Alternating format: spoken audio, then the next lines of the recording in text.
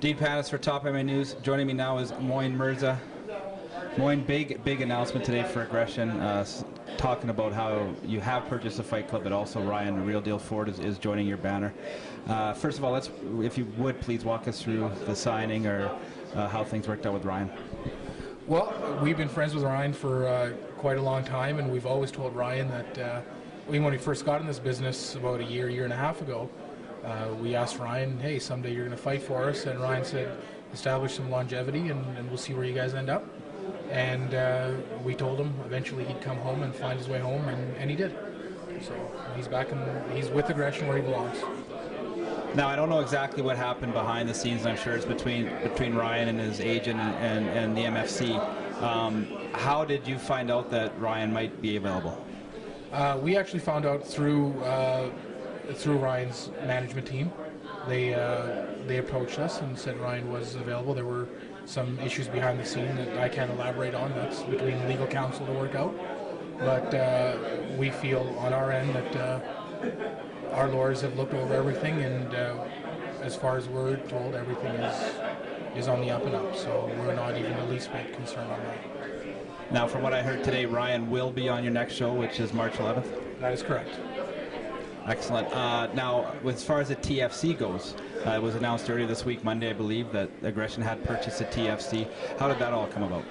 Well, actually, I was standing here at our training center and getting ready to have a little workout, and a mutual friend of ours, who you know quite well, suggested we should make contact, reach out to the TFC and see how we could work together. And made the introduction, we got in touch.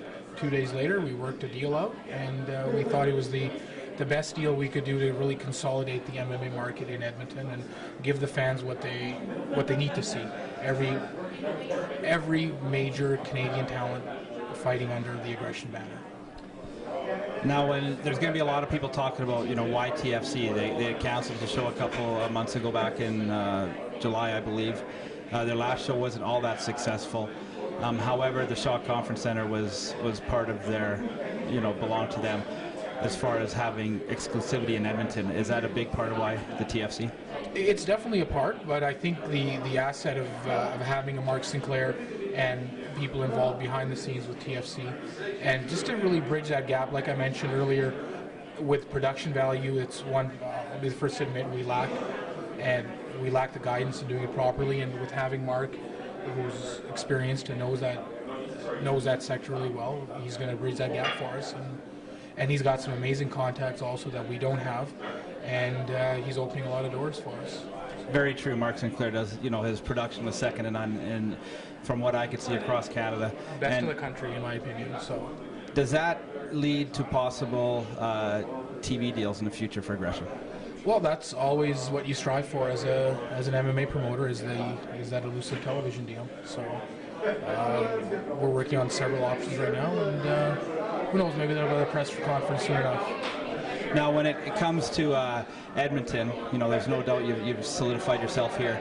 How about the rest of the country? Is there any talk about Aggression expanding? I know you were in Vernon last year. Has there been any more talks about possibly even going east? As a promoter, you want to be everywhere. As a businessman, you have to assess where the biggest market is, and expansion is always on our minds. How about the TFC? They had the champions, you guys did not. What is happening with the TFC and their fighters when it comes to belts and stuff like that? We'll have a clear picture on that in the weeks to come. But as it stands, the first official title belt will be in the 35 division between the opponents that Harvey had mentioned. And just for the people that didn't see that on video, could you please walk us through who will be fighting in their first championship fight? That was Diego Wilson and Josh Hill out of Iron Tiger in Toronto. So very exciting fight between up-and-coming bantamweights. Upcoming nationally ranked bantamweights that I think are going to put on a spectacular fight.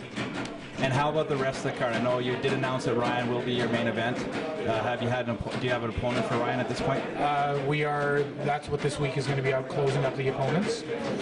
We do have Shane Campbell on the card as well, and Shane's opponent is going to be phenomenal. The matchup is going to be as good as his fight on the Iwata Combat Club where he fought Tony Harvey, where Top MMA News called it the fight of the year.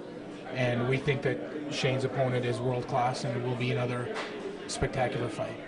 Any other fights or fighters that you can announce at this point coming up on March 11th? I can, but we're going to save that all up, and you guys will be, Top MMA News will be the first to get the matchups. Well, thank you very much, Moin. On behalf of everybody on Top MMA News, I'd like to thank you for your time today and wish you all the best in the future. Great. I want to thank Top MMA News for their continued support and always helping us out and their loyalty. So thank you.